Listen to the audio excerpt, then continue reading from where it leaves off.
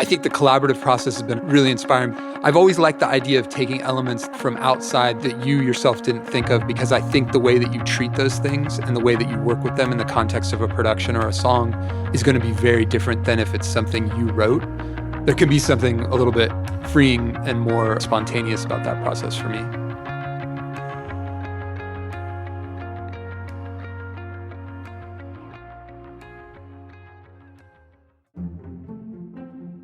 You just heard a little sample of the music that fuels our creative work. I've been listening to Tycho, also known as Scott Hansen, since 2006. It just happened to coincide with the first time I took the leap into being a creative entrepreneur, starting my own small design consultancy, as well as co-founding a magazine about underwater photography. His music was a constant, motivating soundtrack to my work, and it has been for the past 17 years. In our conversation with Scott, we talked about his childhood influences, his enduring nostalgia for the 80s, how graphic design led him to music, and the importance of cultivating attention and observation as a foundation of his creative process. And at the end of the episode, we'll share a post-show discussion with takeaways from the conversation, and you'll get to hear Tycho's new single. It's called Small Sanctuary. You can find all his music at tychomusic.com. Grab your headphones, and let's get started.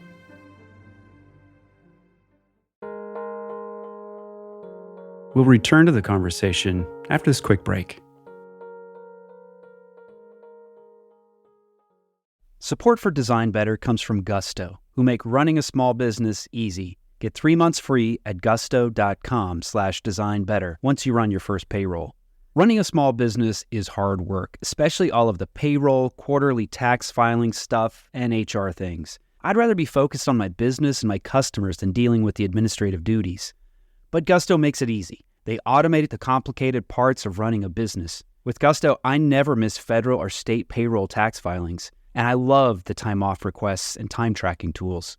Gusto even offers a small group health insurance option for nearly any budget. When you run into issues you need help with, their HR experts are ready to help.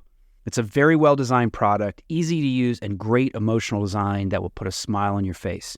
Design Better listeners get 3 months free once they run their first payroll. Just go to gusto.com/designbetter. That's gusto.com/designbetter. I've worked with lots of search firms, both as a leader searching for new talent for my teams, and as an individual exploring new steps in my career. But I trust none more than Wirt & Company. Since 1995, Wirt & Company has been the design community's most trusted search firm. Co-founded by a designer and led by a CEO who has in-house operational startup experience. Wirt & Company is guided by the principle that creative leadership is essential to business success. They've helped some of the most admired brands from early-stage startup to Fortune 500 build world-class creative teams. We're talking about companies like Airbnb, the New York Times, the Four Seasons, Notion, Figma, Google, Cartier, and Fair. Not bad. If you're looking for a partner to help you find the right person for a critical role, look no further than Wirt & Company. And if you're looking for your next design leadership role, Wirt & Company will guide you through the process as a friend and a champion throughout your journey. They take the time to get to know you, to understand what you need professionally and personally. Whether you're looking for your next role or your next team member, Wirt & Company can help you find a meaningful relationship. Visit wirtco.com to learn more and get in touch. That's WERTCO.com. And now, back to the show.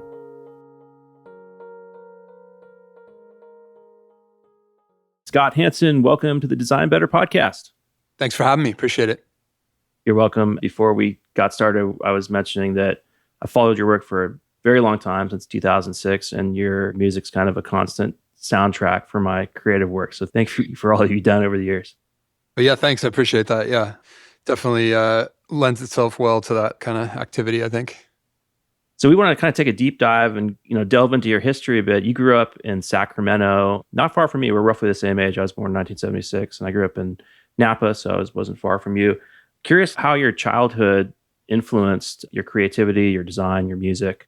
I think I've kind of always been chasing after this thing. Like, we moved from one kind of suburb of Sacramento that was closer to the city to a further flung one that was still kind of like in development. It was still in transition from a rural agricultural community to what it ended up becoming, which was just like, dense suburban residential area. So but when I got there, it was just all these beautiful fields and streams and flowing bluffs down into the river. The river's obviously still there and it's still pretty around there. But, literally we lived on the edge of what was basically like a horse farm or something. It's just like horses. So there's all these little barns and getting to explore all that stuff and this bucolic sort of backdrop to my youth and running and playing outside and swimming and whatever. That just all came together. I think later in my life, I realized I was always trying to speak to that experience and try to speak to the feeling that I had when I was in those spaces and when I was engaged in those activities. And I think I'm still chasing that down,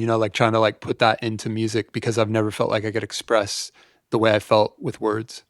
What is it about that? I mean, so I totally understand there's a sense of nostalgia of a time and place, but what is it about that has drawn you and your creative work to those moments and not to present moments or future moments or some other parts of your life? Yeah, I mean, I think I'm a pretty sentimental person and I definitely spend most of my life looking to the past. I think for better or for worse, that's just kind of the way I see the world. And yeah, so I'm always sort of trying to eulogize or enshrine these past experiences in some way through art. It's interesting. Eli and I were talking earlier. When I was a younger man, and I too am roughly the same age, that grew up in a different part of the world. When I was a younger man, I never understood adults who were nostalgic, who would look back and sort of pine for the past, because I always felt as a young man, why aren't you excited about the future and what can become? And now, as an adult who's approaching 50, I find myself so nostalgic about childhood and this kind of open system and freedom and discovery and wonderment of that time. And it's not that I want to go back to it, but it's gone. It's you can't touch it again. And there's something so painful and beautiful at the same time. I wonder how you think about nostalgia. What does nostalgia mean for you? Do you want to go back to that time? I mean, yeah, I wrestle with that all the time. I ask myself that all the time. Why do you obsess over these things? Do you actually want to be back there? And I think the answer is no. I was talking to my wife the other day. We were just talking about if you could have anything, just wish granted, what would it be? And I think it would be to go back to Sacramento in the 70s, right before or right around when I was born, and be able to just cruise around and check the place out and see what life was like and see what the world was like, just because I have this vague memory of that time, and mostly only the early 80s was my first memories. So I think it's always that thing right before your memories, that's the most interesting thing to me. I have kids now, and seeing them experience these things, it makes it even more poignant, I guess. And it's just, the fleeting elements of that, and just there's a freedom and there's just something different. It's a different time, and you don't realize how fast it all goes by until you see your kids going through it, and you're just man, the whole thing, it just disappears in an instant. It's just nice to look back on those times. I want to come back to your kids and having kids, because I think that's a kind of recent phenomenon for you. And Aaron and I both have kids that are maybe a little bit older, but I want to kind of go back to your early days in the design world. The way that I discovered you is actually through your portfolio site. I think back in 2006, ISO50.com. I was like, wow, this is so cool. This is back in the days of skeuomorphic design. There's wood paneling and stuff, and it was all flash-based. And I actually went back through the Wayback Machine to go check it out. It's still sort of semi-functional, that they have wrapped in some kind of flash player embed that still works. That's surprising. Yeah. I'm just curious, what got you into design as the first part of your career, and then how did you springboard from that into music? I just always drew as a kid. I was never a musician until I was an adult. I didn't start with music till about 20, but I was always drawing obsessively as a kid. That was kind of my outlet. And then the second I got a computer and realized, when I went away to college and realized you could use it, I figured out what Photoshop was and all that stuff. That was it. I was hooked. I just started messing around with web design and got a job.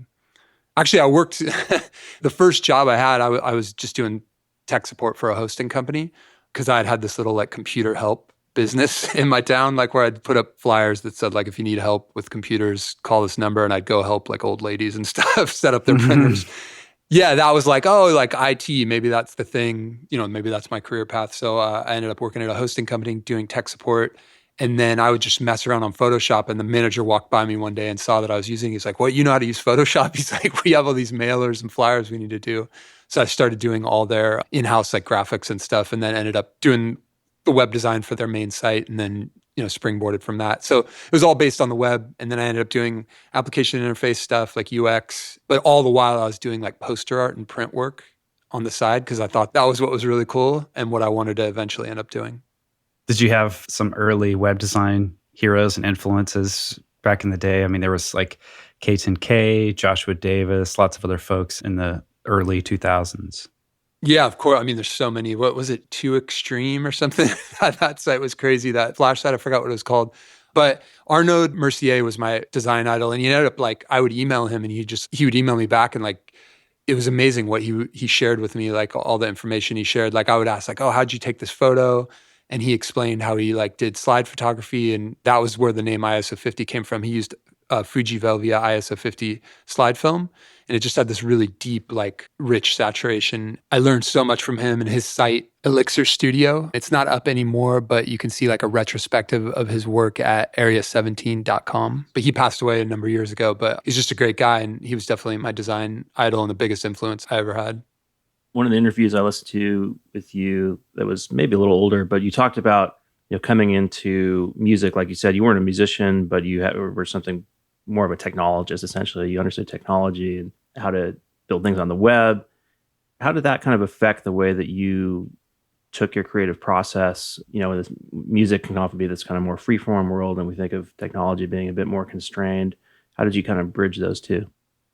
That's exactly it. I think for me, my grandpa was like really, a hobbyist computer builder back, in the 70s and 80s when it wasn't, you didn't just roll down to, go to newegg.com or whatever, but he was really into it and he showed me how all that stuff worked. And I think I kind of inherited either through, the experience or just something ingrained in us, that love of exploring machines and figuring out how they worked. And I really thought of them as like sort of entertainment devices, I guess. I played mostly video games on them. And I guess I used like CompuServe and stuff like that. But I didn't understand them as tools, and it's certainly not as creative tools until much later. But I think just the fact that I had developed this passion for working with and trying to learn how machines work, I think that was the first step. And then starting to mess with samplers and drum machines and all these things that are essentially computers designed to be, musical tools. I think that was what really paved the way for me to get into it. Because to me, quote unquote, real instruments, like what I was used to, traditional stuff like drums and bass and guitars, like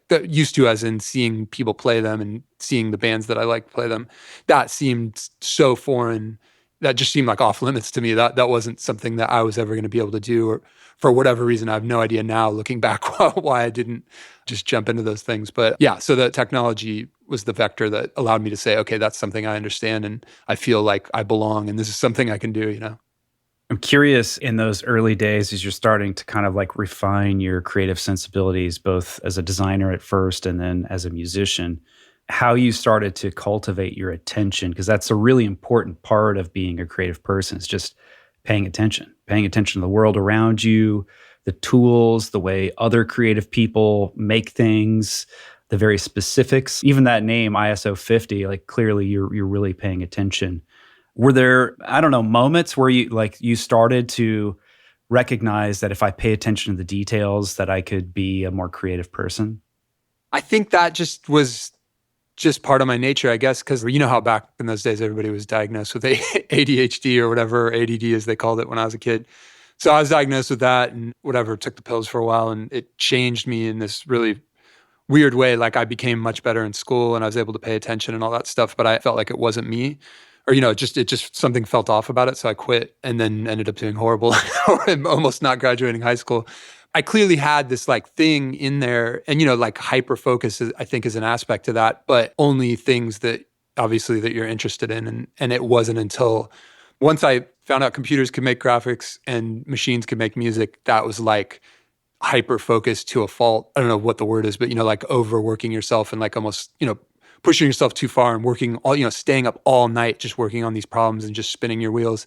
I learned so much so fast, but, obviously in hindsight, it's not the healthiest way. But yeah, I guess that was just something in there. And once I found an outlet for it, it just kind of exploded. It's so interesting that you had ADHD or you have it, and that's kind of like the way that your brain operates. There's so many people in Silicon Valley, in the tech and design space that, there's a lot of neurodiversity and a lot of ADHD. And as a kid, as you described, it's seen as like a negative, like this is a disability to overcome. I wonder if you see it as an adult now, because clearly, like, it wasn't a disability for you once you recognized it and embraced it. It allowed you to focus in a way that others may not have. How do you think about ADHD in your work today?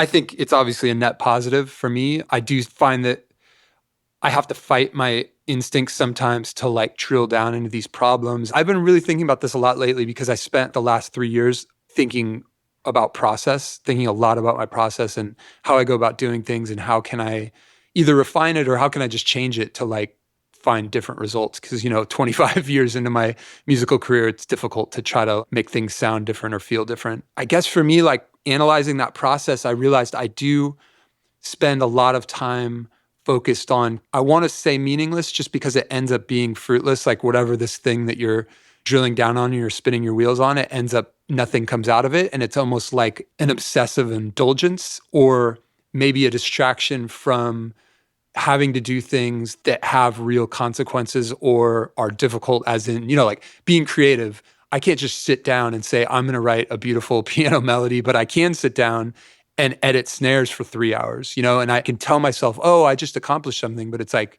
did you really? You really just, I don't know. It's this weird feedback loop. So I've been trying to fight that and be like, stop. That doesn't matter. Move on and do something a little bit more creative or just different. And hopefully that kickstarts things. It's great that you want to talk about process. This series we're working on is all about creative process. We want to definitely dive into that.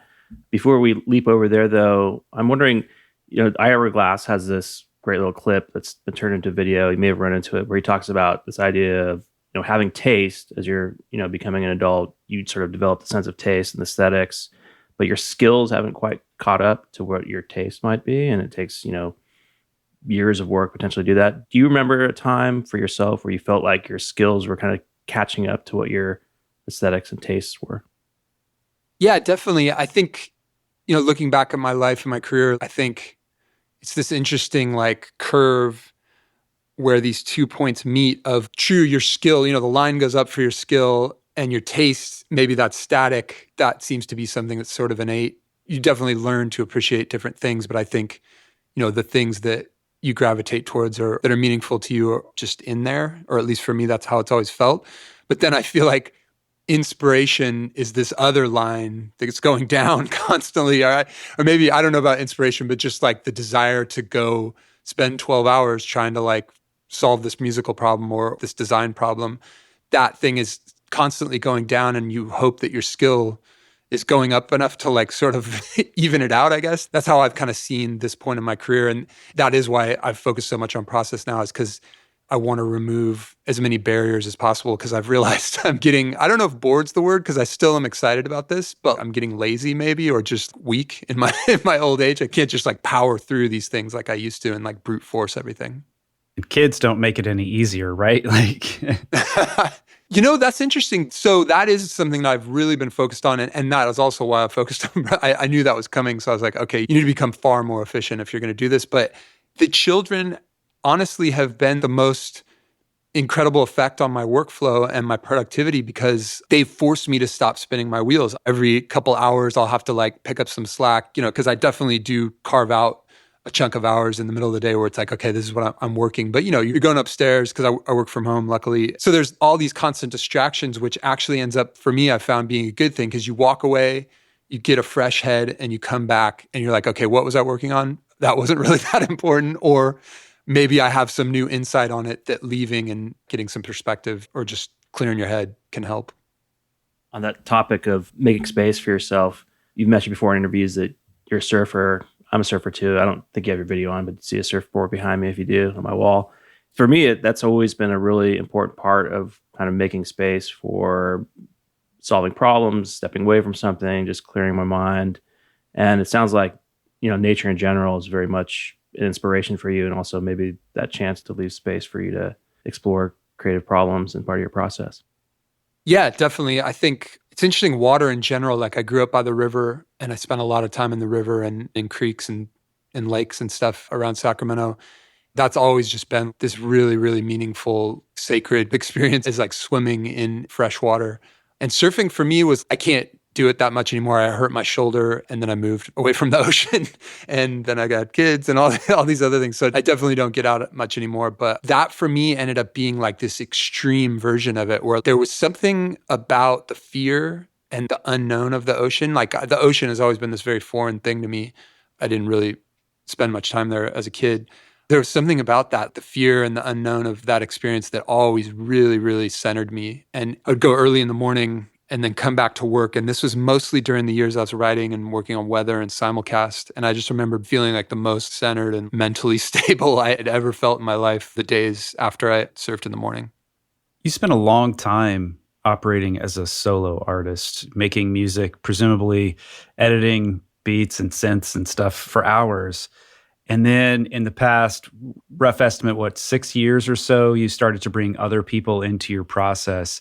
And that could be maybe a little scary and maybe feel a little dangerous too. I'm curious how bringing other people into performances and maybe even process has changed the way you work and the way you think about music.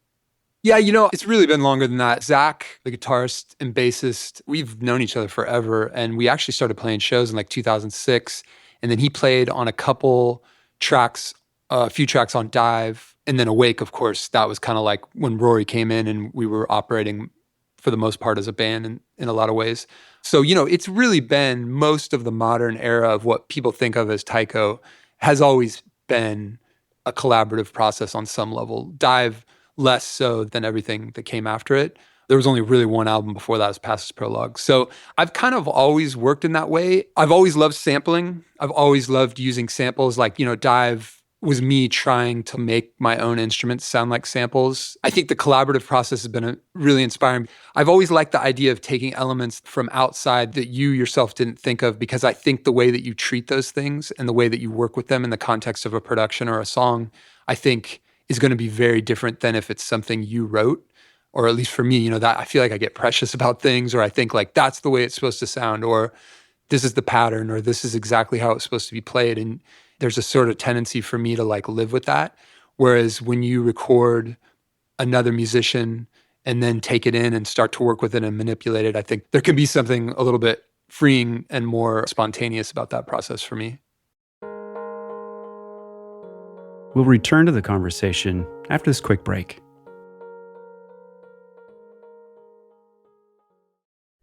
Support for Design Better comes from Factor, America's #1 ready-to-eat meal delivery.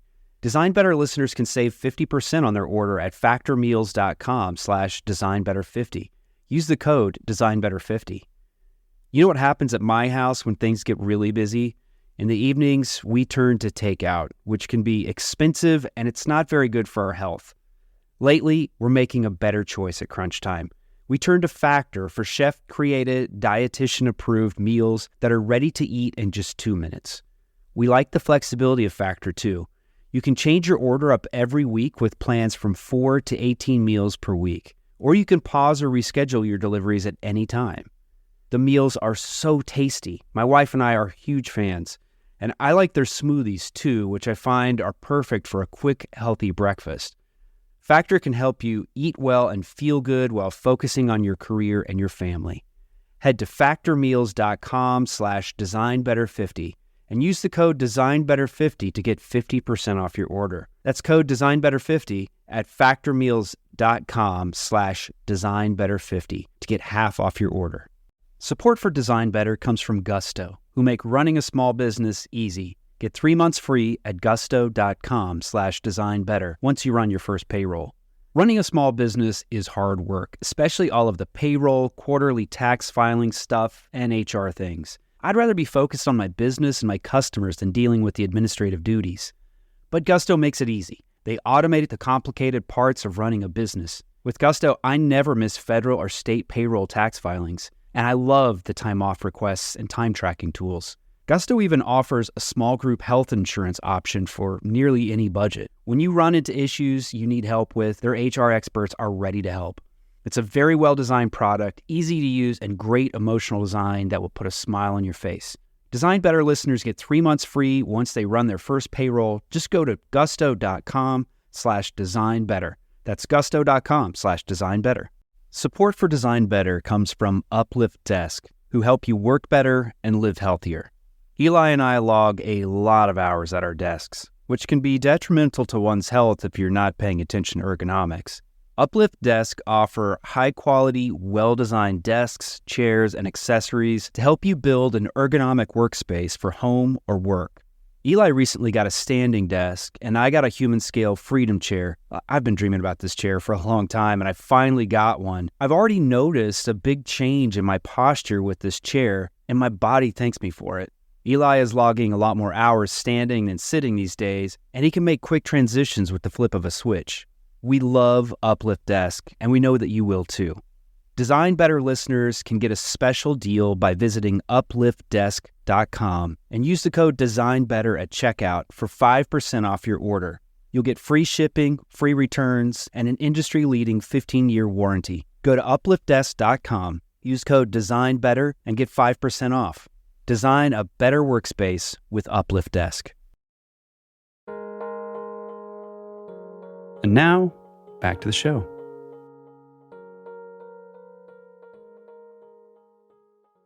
In 2019, with your album Weather, you started to explore vocals more in your tracks. And one thing you said in an interview was that you learned more about instrumental music through making a vocal record than you had in all the prior years. What was it about that kind of shifted your creative process, or what did you learn through that experience? Yeah, I think it's just the voice is such a complex instrument and it occupies so much space in the frequency spectrum, or it needs to hold its space, and it needs to kind of sit and you can't run over it. Whereas with synths, I'm always just layering and layering in guitars and all this stuff and drenching them in reverb. And the voice just has to be treated in a different way. I set out for that record to be a very traditional kind of like, this is a vocal song and the vocals live here. They're not chopped up. It's not super affected. I love doing that stuff, but I wanted this to be like more of a pure verse chorus vocal. The songs that did have vocals on them, I wanted them to be, very literal in that sense. I think it just taught me a lot about where things need to sit and where instruments need to sit and the structure of songs, and more about traditional music, just because I had always been doing these free-form Boards of Canada, drum and bass inspired, electronic music, basically, where it's like there aren't too many rules and it's sort of these open-ended, meandering compositions. So that forced me to be much more thoughtful about the structure of the song instead of kind of be freeform. I'm not saying one's better than the other. It was just a great exercise, and I learned a ton during it. You said a minute ago that sometimes you get too precious about certain aspects of a song, and that's the danger of any creative process, is that you create a thing that feels magical and beautiful, but it's not quite connected to the rest of the system just yet. And in trying to build the system around it, you end up killing the creative process altogether. How do you confront those situations? How do you kill your darlings, if at all? I never did. I was always really, really precious. I always had this thing I felt like I was trying to achieve or say, or like, here's the logical extreme of whatever it is that I started out in this thing for, I always felt like I was constantly inching closer and closer to that. I don't think I ever really achieved it perfectly or how I envisioned it, but I felt satisfied, I think, after Weather and Simulcast, that I had explored every angle of that stuff, whether it's by a limitation of my own skills or some ceiling on what I'm going to be capable of musically. I just felt like I did everything I set out to do, or I at least tried. And so now it's interesting with this record, and I've spent so much more time on this record. I spent like the last 5 years on it, just playing around with ideas and not focusing on anything too much, just writing a song a day, that kind of thing, I found it's been really freeing because I don't have anything left that I have to say. So I'm just kind of trying things and seeing what happens. And that's been super inspiring. So of course, it's like the paradox, when you're not trying and you don't care, that's when the coolest things happen, because you aren't sitting there being like, that has to be this way. And you're just kind of letting things flow. That's been a really cool learning experience about this one, is that once you feel like you've said what you have to say, what comes next is sort of the unknown. And there's something really beautiful about that. There's some really strong themes that run through both your music and your design work as it relates to like posters for your music. And if you rewind a bit, back, you can still see the relationship between your earlier work and now. And if I hear a Tycho song, I feel like I know it's a Tycho song by the kind of themes that carry through. When did you land on that? What was the process of getting to that point where you had this sort of brand identity for your work? Yeah, I think it just kind of was a natural progression. That's the stuff that happens when I sit down to make music or design. Those are the things that come out, and those are the things I gravitate towards. It's interesting because, throughout my career, as an artist, you're always constantly feeling this pressure to like evolve or change or, not be one note and not be like, oh, of course, like there's that same synth sound again, or there's that graphic element again. And so I was always sort of fighting those things, obviously not very hard because clearly there is this common theme. But, then I would hear people, how they would react to like a new album or something, and they'd be like, oh, this feels like the other albums, or there's this common thread or whatever. So I used to kind of see that as like a negative, like, oh no, like this album isn't different. But there's something powerful about like having that kind of theme and that recognizable element being ever present throughout all your work. So we were saying before we hit the record button that both Eli and I listen to your music pretty regularly, especially if we're doing something creative. There's something about your music that is sort of like brings creative energy to work, at least for me. And it's strange that there are a lot of other designers we've talked with who've said the same thing, that they put their headphones on, they listen to Tycho, and they focus on their work, and it feels great and brings something to their process. Is that something you're aware of? Is there some intentionality to that? How do you think about that? There isn't an intentionality, but I think I come from that world, and those are the types of things that I spend my time doing. So I think my meditation, which is music, apparently, that translates in some way that it can be a meditation for people engaging in the similar pursuits. But it's also that, like you said, you found the music through the blog, ISO 50. Early on, when we'd have play shows, or I'd go to like design conferences and meet people who were into my work, it'd always be like almost always creative professionals, like working in design or film or whatever. I always was like, oh, that's probably because they discovered me through the blog, which for the most part, that was the case. So it's like a chicken or the egg type thing or whatever. But I feel like over time, I realized I thought that was why so many people played it during their work. But these days, that's a small group of people, I think, at this point who even remember that or discovered the music that way. And I think people are clearly still discovering and using in that way. So like, I think that just must be something inherent to the music. You feel that there are any parallels or similarities between your creative process for music and the design work you do? Yeah, certainly. I mean, I think there's tons. I really don't do a ton of design. Like I do the covers, all the stuff for Tycho, like posters and covers and stuff. But it's not like it used to be where I was churning out client work and personal work all day, every day. I think the layering and the approach to sampling sort of, or resampling your own work and using it, manipulating it in that way, I think that's always been a big part of it. But I think the sort of deeply layered collage type effect of a lot of my design around 2006 through probably 2013, before I really embraced minimalism, I think that's always been the way that I make music. And I think the music still kind of sounds like those images look. Do you do like limited edition runs of any of your design work? I used to have a huge Epson 44-inch printer. I don't remember what it was, 9900 or something. I ran that in my kitchen for almost a decade, and we printed those. They were so cool. Like, we do like lithographs, just lithos, and sell those. Those weren't limited, but the stuff we did at the studio, it looks so cool. Like all that G-clay. I guess G-clay is the word they use for that. Yeah, it's weird. I've been thinking about doing that again. It's just so time consuming, but the output of those things is just so beautiful. And it's the only time I really feel that it represents the art, whatever my intention was, that comes out the clearest in that process. Because, when you go to litho, you're always dependent on their system and their workflow, and you can't like be making infinite edits. But back in those days, I'd run off a copy and be like, oh, that's a little too yellow. And I'd back it off and, get the design exactly the way I wanted. Yeah, I have a Canon printer here, but I used to have Epsons. I used to do a lot of photography. In fact, that's one of the things that first drew me to your site is I used to shoot with a Leica and ISO 50 slide film a lot. So that kind of resonated with nice. me. But Yeah. And I love that idea of like being able to, really touch the work and connect with it. And then there's also sort of this experimental nature where you may have intended something and it turns out slightly different, but it's something that you like. And I'm wondering, this is sort of a bit of a pivot, but your music, it seems like it's sort of electronic as a category, but you put a lot of work into making it feel and sound sort of kind of a little more rough around the edges and analog to some degree. Have you experimented at all with things like generative AI and how that might play into your process? Or does that feel something that's just like it's too much on the side of the robotic and too distant from the human hand?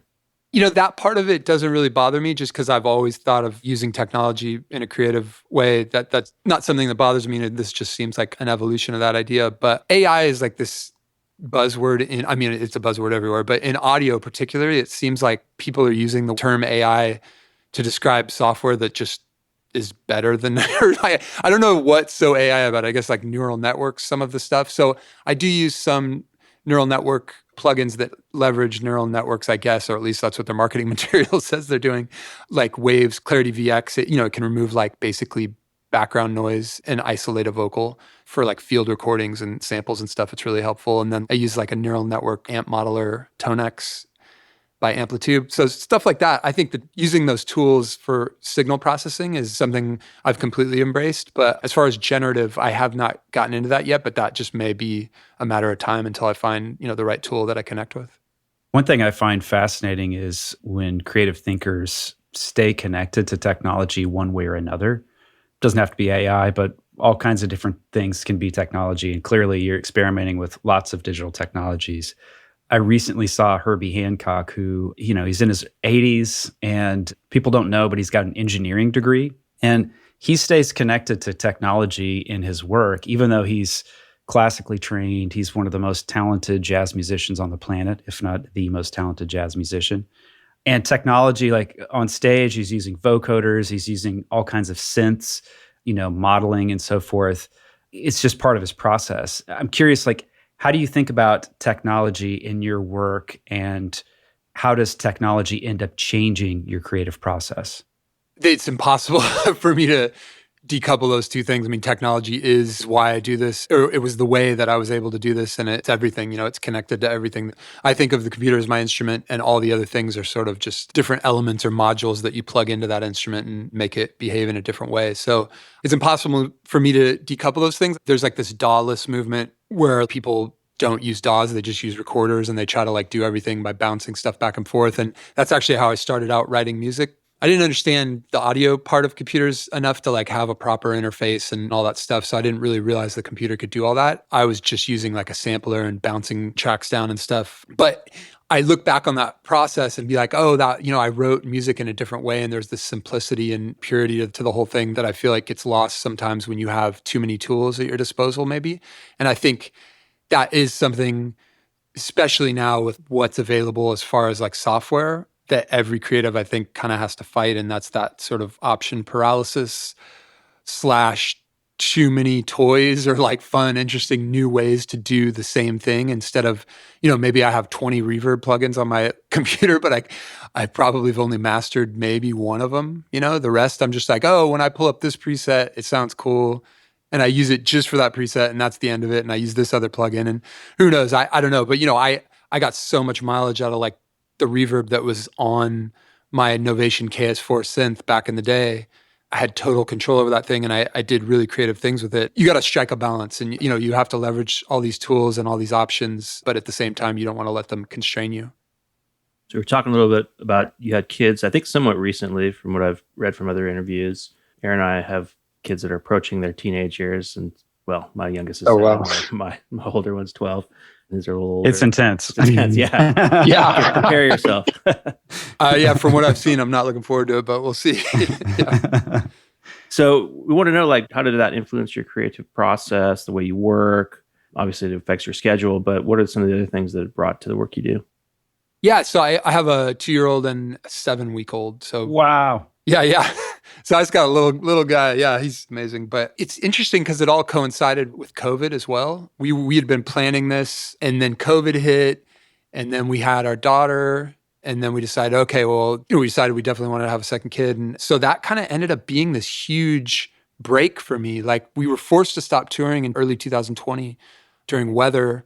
And, I had been going like nonstop for 10 years at that point, tour, album, like everything all the time, never ending.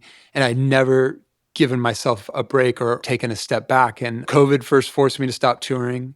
And then the kids forced me to like take a step back from work and reevaluate what's life about and what's your work about. And when all this is said and done, like what can you actually look back and be like, I'm really happy that I spent 90% of my life doing this or that. And, the kids, I think just like pretty universal experience, they give you perspective and they make you realize what's important. And, I absolutely am so passionate about music, and maybe more so than ever because I've had that break and that perspective and that chance to step back. So it's just been this incredible balancing influence in my life, and I feel really fortunate for it. Scott, what are you reading or watching or listening to that's inspiring you? Yeah, I do not have time to do any of those things anymore.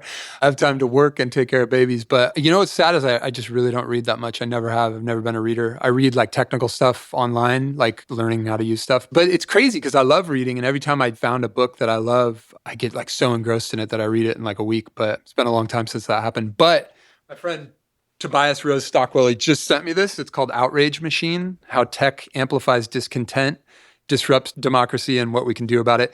So that's going to be the first book I've read in a long time, but it's also really poignant for me just because social media and the way I've seen it evolve since the blog years and the way it's played a role in my career and my psyche and my own perspective on my own work has just been kind of this crazy fever pitch type thing that has just ramped up, particularly in recent years. And I've just been really wrestling with what that means and how to embrace the necessity to engage in these things and somehow have a thick enough skin to not let it affect my work, which I feel like I've made the mistake of doing in the past. Can we dig into that a little bit more? Because that's something that I hadn't even considered, is just like in times like these where anyone can have a voice and, comment on your work without having any context or backstory about what you've been doing, your body of work and so forth. How do you think about engaging with your audience and your fans, but also protect yourself as a human being and protect your creative process? Because too much influence and it can really change your creative process. Yeah, absolutely. I mean, I like to think that when I'm sitting down and I'm engrossed and I'm in the zone, just like making music or whatever, and you're just kind of in this almost subconscious state, I don't think those things are working their way in. I don't find myself sitting there and thinking about like, what are people going to think of this, this song or whatever. I definitely think of it after the fact when it's time to decide like what song maybe goes on the album or what does this album kind of look like. Certainly it has this overarching effect, but I've found myself to be a very self-conscious person. I think I always have been, and sensitive, very sensitive apparently about other people's opinions of my work. And, being an underground artist all those years, and it's almost like you're preaching to the choir, and, you kind of have to remember, don't believe the praise and don't believe the negative stuff. It all lies somewhere in the middle and none of it matters anyways, I guess, at the end of the day. But to answer your question, I guess I love engaging with people online, and I love hearing people's stories about how the music has affected them or how it's been a positive influence in their life. And, constructive criticism is also a really useful thing, and I do welcome it. And I do just feel like there's like this, with weather at least, I did the vocal thing, and I think that threw a lot of people off, especially older fans, and they got kind of like, what is this? This isn't Tycho, and it's 4 songs out of 50 or 60 songs over a career. It's not the end of the world, but it was for some people. And they wrote these they just wrote really mean stuff that had no value other than being an outlet for whatever they, I get it. I think maybe they felt like they invested themselves in this thing, and then I went and pulled the rug out from under them, and that can be hurtful, and they can feel like they've lost something that was meaningful to them. But for me, I was kind of like, man, all those songs are still, they're still on Spotify. We're not pulling down the back catalog. I go back and forth, and I think I've finally come out of the woods on that one. Like I don't feel as hurt by that thing, or as affected, I guess would be the word. I don't think it's affecting me on a daily basis, but it has certainly changed my relationship with social media and made me just hyper aware of anything that I post or any way that I interact through those mediums. It's changed that. Scott, well, for what it's worth, I'm just one fan among many, but I'd say keep experimenting. Love everything you're doing. Where, other than Spotify, obviously people can find your music, but where else can folks find your posters or what you're up to right now? I think Instagram is kind of like the place that I post most of what's going on in the moment. TychoMusic.com is the site where we have tour information and all that stuff. But yeah, it's all collected in those 2 sites. Awesome. Scott Hansen, thanks so much for being on the show. Yeah, thanks for having me. Appreciate it.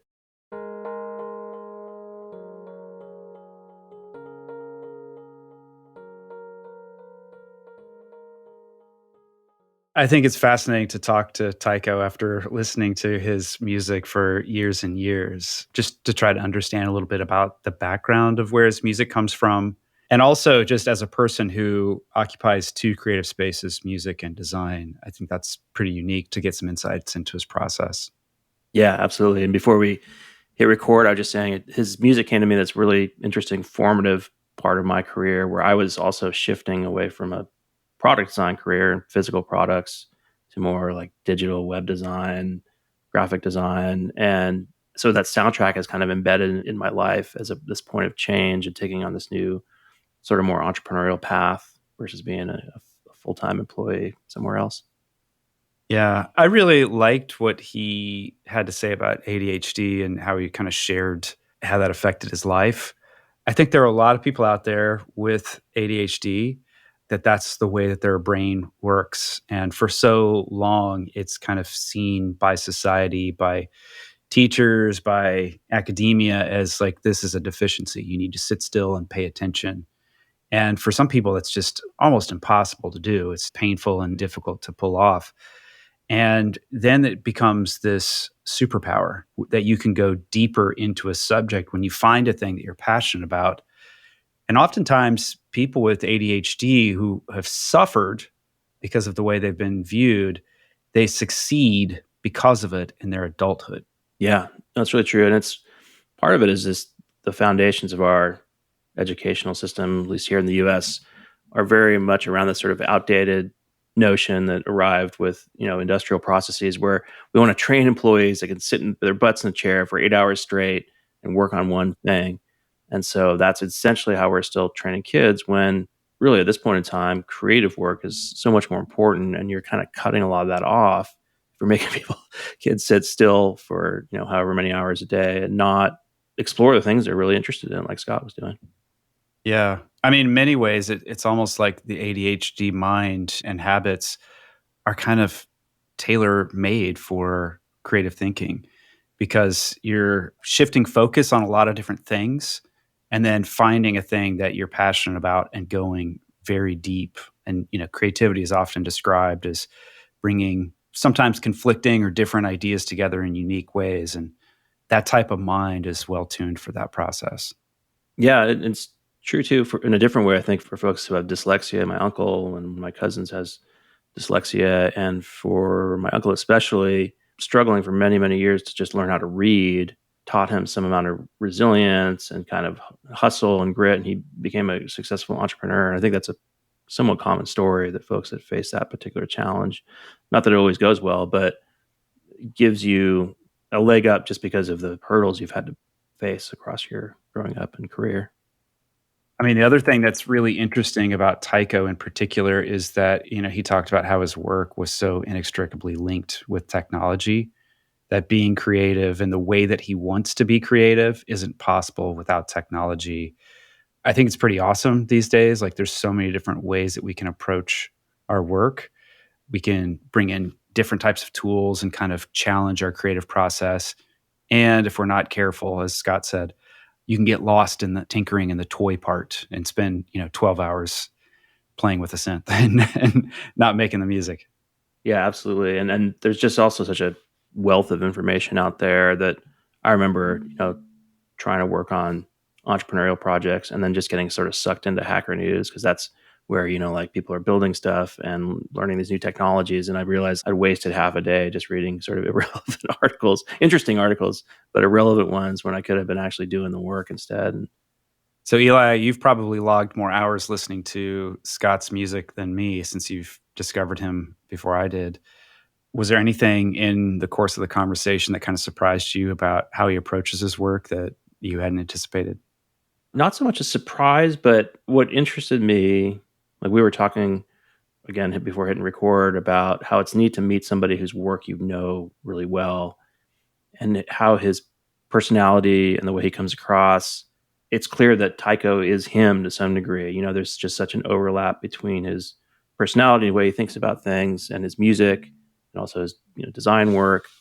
That to me was a cool thing to see. And I think that you look at other artists and designers and creatives, and their personality often comes across so strong in their work. Not always, and sometimes people's work is very diverse and exploratory, but for some folks, there's a clear link there. How about you? Anything surprise you? How important his childhood was really surprising to me, and nostalgia and the role that plays in his work, I thought was pretty fascinating. Just sort of like a time and a place imprinting on you so powerfully.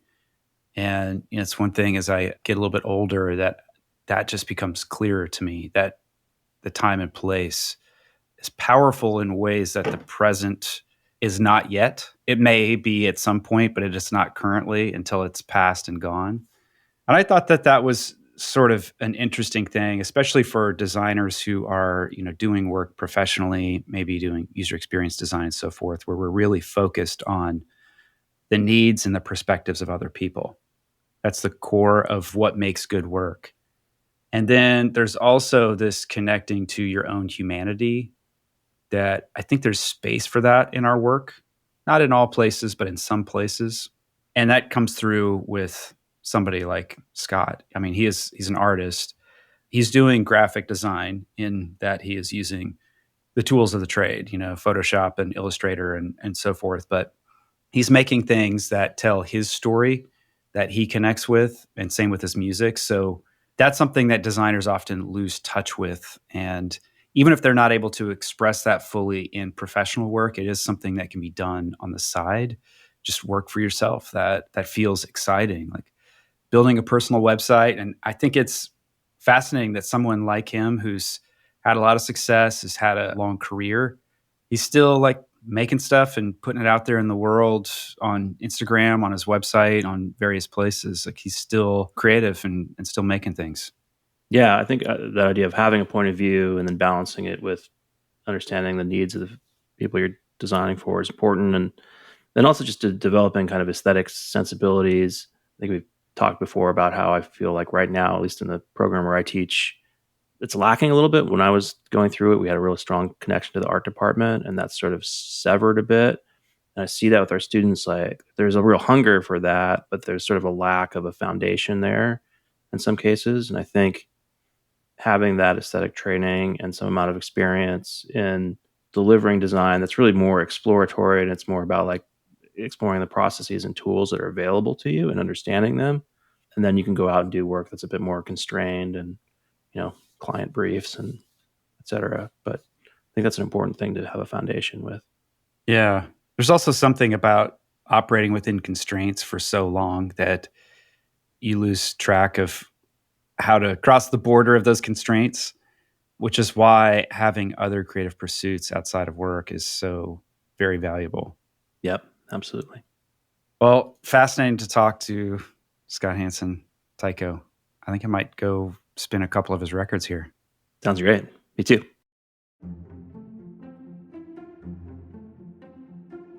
Eli and I love producing this podcast, but sometimes we find ourselves wondering, what sort of feedback does our audience have?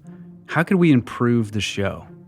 Maybe you could help us by taking just a couple minutes to complete a survey, answering a few questions about your thoughts about the show, sharing your feedback, and telling us a little bit about you. To take the survey, just go to dbtr.co/survey. That's dbtr.co/survey. Our thanks in advance for completing the survey. It'll really help us improve the show. This episode was produced by Eli Woolery and me, Aaron Walter, with engineering and production support from Brian Paik of Pacific Audio. If you found this episode useful, we hope that you'll leave us a review on Apple Podcasts, Spotify, or wherever you listen to finer shows. Or simply drop a link to the show in your team's Slack channel, designbetterpodcast.com. It'll really help others discover the show. Until next time.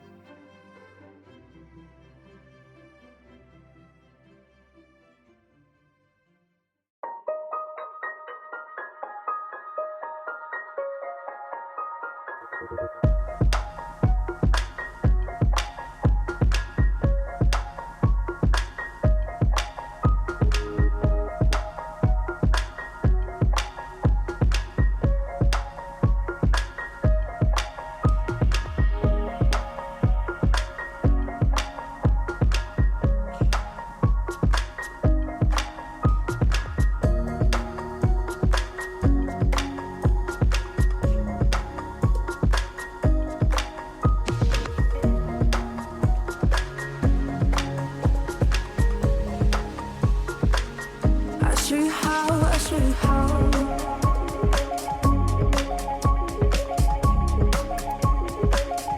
Don't give me up, don't give me up.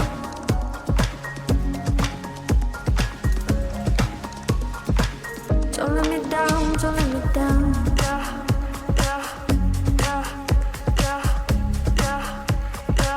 I show you how, I show you how.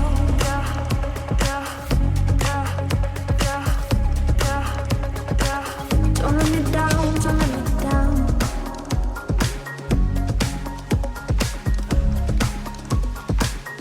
Don't give me up, don't give me up.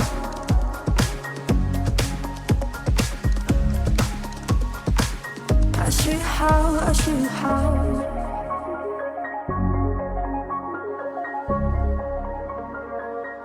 Don't give me up, don't give me home.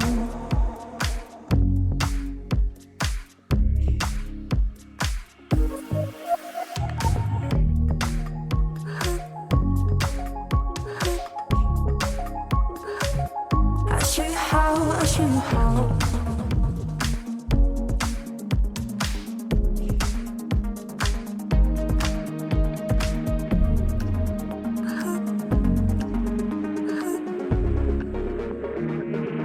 Don't tell me you, don't tell me you.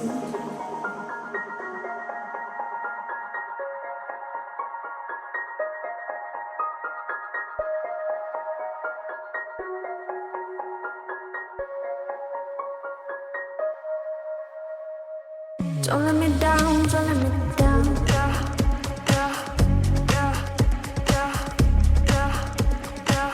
I show you how, I show you how.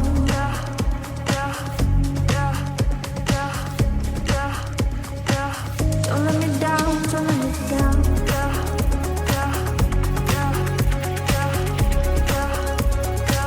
Don't let me down, don't let me down.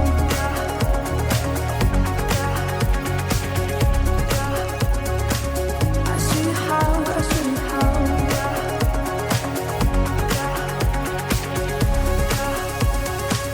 Don't let me down, don't let me down.